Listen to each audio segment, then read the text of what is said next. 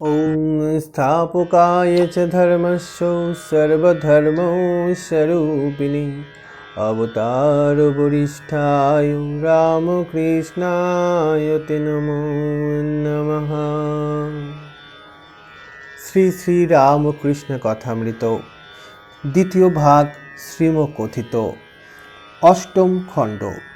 দক্ষিণেশ্বর মন্দিরে ভক্ত সঙ্গে শ্রীরামকৃষ্ণ। প্রথম পরিচ্ছেদ।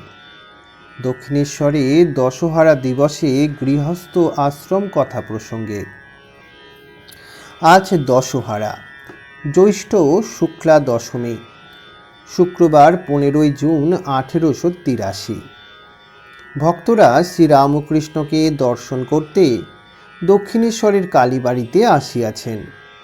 অধর মাস্টার দশহারা উপলক্ষে ছুটি পাইয়াছেন। রাখালের বাপ ও তাহার বাপের শ্বশুর আসিয়াছেন। বাপ দ্বিতীয় সংসার করিয়াছেন। ঠাকুরের নাম শ্বশুর অনেক দিন হইতে শুনিয়াছেন।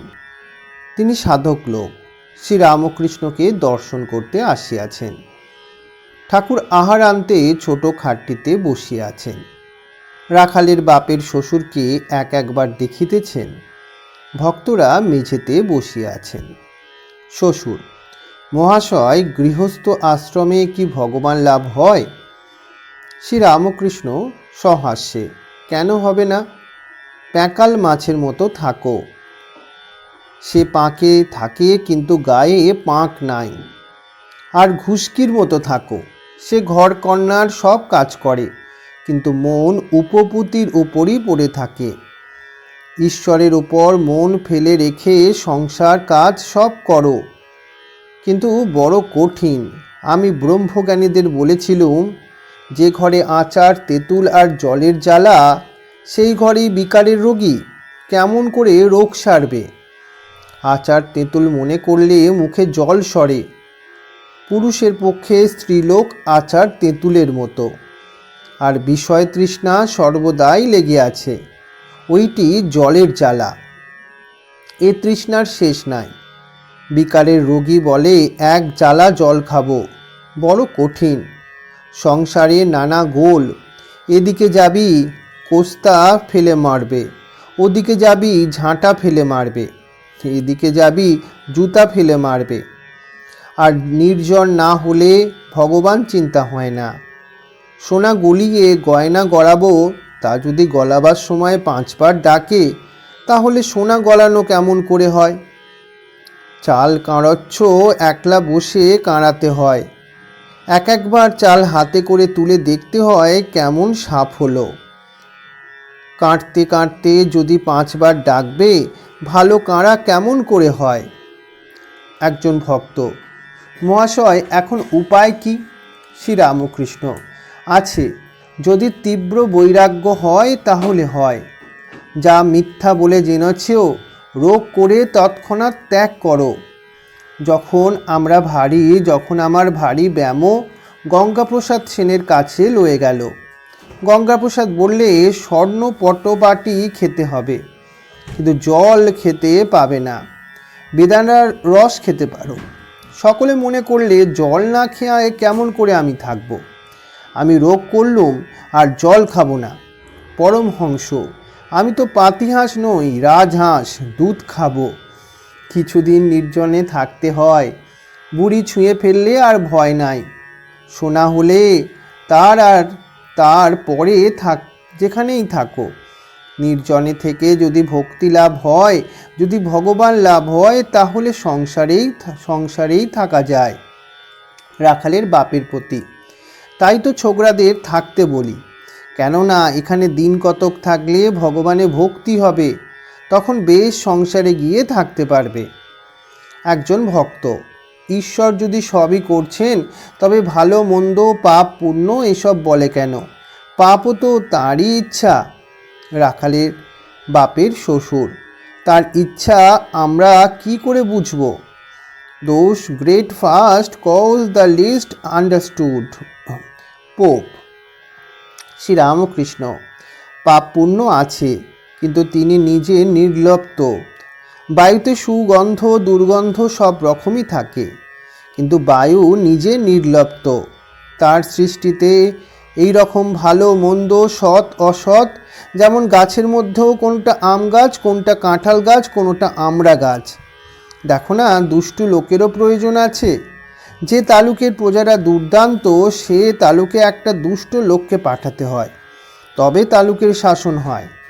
আবার গৃহস্থ আশ্রমের কথা পড়িল শ্রীরামকৃষ্ণ ভক্তদের প্রতি।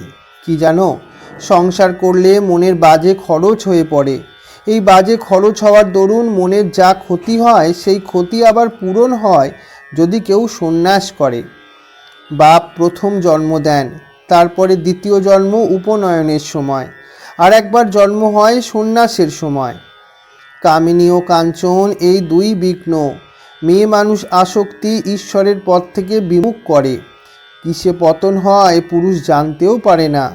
যখন কেল্লায় যাচ্ছি একটু বুঝতেও পারি না যে গড়ানে রাস্তা দিয়ে যাচ্ছি। কেল্লার ভিতর গাড়ি পৌঁছলে দেখতে পেলুম কত নিচে এসেছি।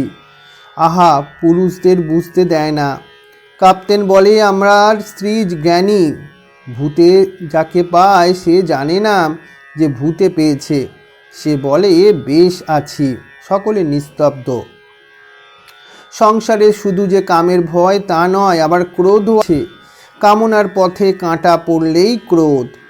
মাস্টার, আমার পাতের কাছে বেড়াল নুলো বাড়িয়ে মাছ নিতে আসে, আমি কিছু বলতে পারি না। শ্রীরামকৃষ্ণ, কেন? একবার মারলেই বা তাতে দোষ কি? সংসারীরা ফোঁস করবে, বিষ ঢালা উচিত নয়। কাজে কারুর অনিষ্ট যেন না করে, কিন্তু শত্রুদের হাত থেকে রক্ষা পাওয়ার জন্য ক্রোধের আকার দেখাতে হয়, না হলে শত্রুরা এসে অনিষ্ট করবে। ত্যাগীর ফোঁসের দরকার নাই। একজন ভক্ত, মহাশয়, সংসারে তাকে পাওয়া বড়ই কঠিন দেখছি। কটা লোক ওরকম হতে পারে? কই, দেখতে তো পাই না। শ্রীরামকৃষ্ণ, কেন হবে না? ও দেশে শুনেছি একজন ডেপুটি খুব লোক, প্রতাপ সিং, দান ধ্যান ঈশ্বর ভক্তি অনেক গুণ আছে। আমাকে লোতে পাঠিয়েছিল। এই রকম লোক আছে বই কি। দ্বিতীয় পরিচ্ছেদ, সাধনার প্রয়োজন। গুরুবাক্যে বিশ্বাস, ব্যাসের বিশ্বাস। শ্রীরামকৃষ্ণ, সাধন বড় দরকার, তবে হবে না কেন? ঠিক বিশ্বাস যদি হয় তাহলে আর বেশি খাটতে হয় না। গুরু বাক্যে বিশ্বাস। ব্যাসদেব যমুনা পার হবেন, গোপীরা এসে উপস্থিত। গোপীরা পার হবে, কিন্তু খেয়া মিলছে না। গোপীরা বললে, ঠাকুর এখন কি হবে? ব্যাসদেব বললেন, আচ্ছা তোদের পার করে দিচ্ছি, কিন্তু আমার বড় খিদে পেয়েছে, কিছু আছে? গোপীদের কাছে দুধ, ক্ষীর, নগ্নি অনেক কিছু ছিল, সমস্ত তার ভক্ষণ করলেন। গোপীরা বললেন, ঠাকুর পারের কি হলো? ব্যাসদেব তখন তীরে গিয়ে দাঁড়ালেন, বললেন, হে যমুনে, যদি আজ কিছু খেয়ে না থাকি তোমার জল দুভাগ হয়ে যাবে, আর আমরা সব সেই পথ দিয়ে পার হয়ে যাব। বলতে না বলতেই জল দুধারে সরে গেল। গোপীরা অবাক, ভাবতে লাগলো, উনি তো এইমাত্র এত খেলেন, আবার বলছেন যদি আমি কিছু না খেয়ে থাকি। এই দৃঢ় বিশ্বাস, আমি না, হৃদয়ের মধ্যে নারায়ণ, তিনি খেয়েছেন। শঙ্করাচার্য এদিকে ব্রহ্মজ্ঞানী, আবার প্রথম প্রথম ভেদ বুদ্ধিও ছিল, তেমন বিশ্বাস ছিল না। চণ্ডাল মাংসের ভার লয়ে আসছে, উনি গঙ্গা স্নান করে উঠেছেন, চণ্ডালের গায়ে গা লেগে গেছে।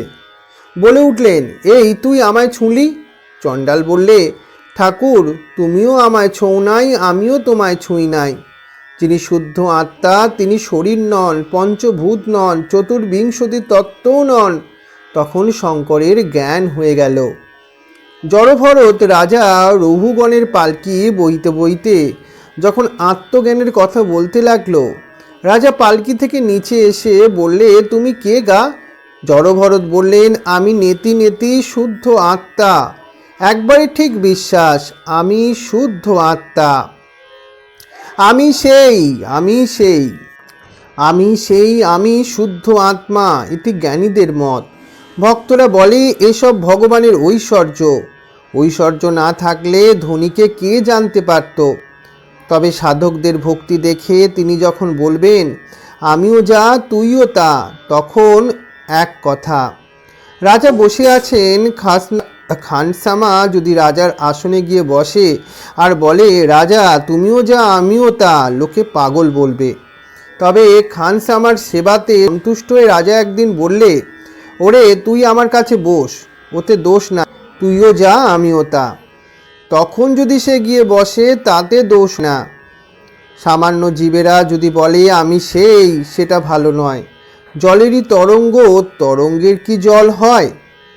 কথাটা এই, মন স্থির না হলে যোগ হয় না। যে পথেই যাও মন যোগ বশ, যোগী মনের বশ নয়। মন স্থির হলে বায়ু স্থির হয়, কুম্ভক হয়। এই কুম্ভক ভক্তি যোগেতেও হয়, ভক্তিতে বায়ু হয়ে যায়। নিতাই আমার মাতা হাতি, নিতাই আমার মাতা হাতি। এই কথা বলতে বলতে যখন ভাব হয়ে গেল, সব কথাগুলো বলতে পারে না, কেবল হাতি হাতি, তারপর শুধু হা। ভাবে বায়ু স্থির হয়, কুম্ভক হয়। একজন ঝাড় দিচ্ছে, একজন লোক এসে বললে, ওগো অমুক নেই, মারা গেছে। যে ঝাড় দিচ্ছে তার যদি আপনার লোক না হয়, সে ঝাড় দিতে থাকে আর মাঝে মাঝে বলে, আহা তাই তো গো, লোকটা মারা গেল, বেশ ছিল। এদিকে ঝাঁটাও চলছে। আর যদি আপনার লোক হয় তাহলে ঝাঁটা হাত থেকে পড়ে যায় আর বলে বসে পড়ে। তখন বায়ু স্থির হয়ে গেছে, কোনো কাজ বা চিন্তা করতে পারে না। মেয়েদের ভিতর দেখো নাই, যদি কেউ অবাক হয়ে একটি জিনিস দেখে বা একটা কথা শোনে, তখন অন্য মেয়েরা বলে, তোর ভাব লেগেছে নাকি গো? এখানেও বায়ু স্থির হয়েছে, তাই অবাক হয়ে হাঁ করে থাকে। সোহং সোহং করলেই হয় না, জ্ঞানীর লক্ষণ আছে। নরেন্দ্রের চোখ সুমুখ ঠেলা, এরও কপাল ও চোখের লক্ষণ ভালো। আর সবাইয়ের এক অবস্থা নয়, জীব 4 প্রকার রয়েছে, বদ্ধ জীব, মুমুক্ষ জীব, মুক্ত জীব ও নিত্য জীব। সকলকেই যে সাধনা করতে হয় তাও নয়, নিত্য সিদ্ধি আর সাধন সিদ্ধ। কেউ অনেক সাধন করে ঈশ্বরকে পায়, কেউ জন্ম অবধি সিদ্ধ, যেমন প্রহ্লাদ। হোমা পাখি আকাশে থাকে, ডিম পারলে ডিম পড়তে থাকে, পড়তে পড়তেই ডিম ফোটে, ছানাটা বেরিয়ে আবার পড়তে থাকে, এখনও এত উঁচু যে পড়তে পড়তে পাখা ওঠে। যখন পৃথিবীর কাছে এসে পড়ে, পাখিটা দেখতে পায়, তখন বুঝতে পারে যে মাটিতে লাগলে চুরমার হয়ে যাবে। তখন একবারে মার দিকে চোঁচা দৌড় দিয়ে উড়ে যায়, কোথায় মা, কোথায় মা। প্রহ্লাদাদি নিত্য সিদ্ধির সাধন ভজন পড়ে। সাধনার আগে ঈশ্বর লাভ, যেমন লাউ কুমড়োর আগে ফল, তারপরে ফুল। রাখালের বাপের দিকে চাইয়া নিচ বংশেও যদি নিত্য সিদ্ধ জন্মায়, সে তাই হয়, আর কিছু হয় না। ছোলা 20টা করে পড়লেও ছোলা গাছই হয়। তিনি কাউকে বেশি শক্তি, কাউকে কম শক্তি দিয়েছেন। কোনখানে একটি প্রদীপ জ্বলছে, কোনখানে একটা মশাল জ্বলছে।